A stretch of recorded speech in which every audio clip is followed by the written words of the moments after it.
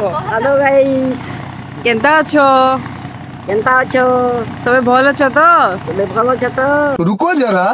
सबर करो। तो चलिए शुरू करते हैं। हे एवरीवन समस्त के मोर जुहार मुई अच्छे मोर मामू घर ने और इटा 1 ईयर पर मुई मोर मामू घर के आइसे बहुत बढ़िया लागुचे और मुई मोर कजन मान को से पले आइसली इटा नलकुआ के ब्रश करबार लगी और इटा होचन मोर प्यारी और क्यूट नानी माँ देन मोर गोटे फरमाइश रे मोर बड़ मामू मोर पपीता टोली बसले मते बहुत खुश लागी गला और बहुत खुश हो गली मुई देन इटा मोर सान मामू फैन एडजस्ट करछन हमके गरम नहीं लाबा बोली हम ब्रेकफास्ट करछु बोली बहुत खुश लागसे एंदा सब देखले 2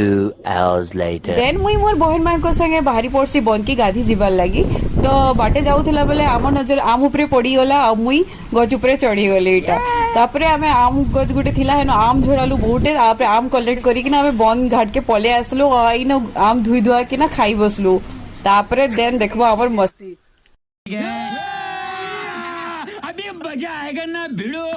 मोर मामू घर कजन माने आ आमे मिसी गले पूरा बहुत नेक्स्ट लेवल रो मस्ती करसु बहुत मजा लागसी मामू घर के आले